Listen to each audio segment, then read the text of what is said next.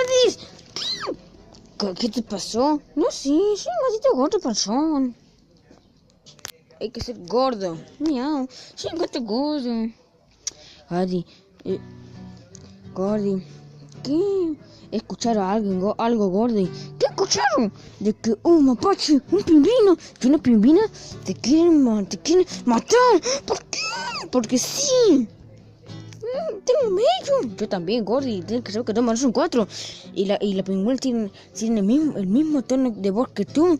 ¿Por qué? ¿Por qué? Si yo soy un gato más lindo. Un gato hermoso, lo sé. Tienes que tener cuidado, Gordi. Sígueme informando porque soy yo nariz. Bueno, Gordi. Te voy a seguir informando. Miau. El gato lindo está aquí.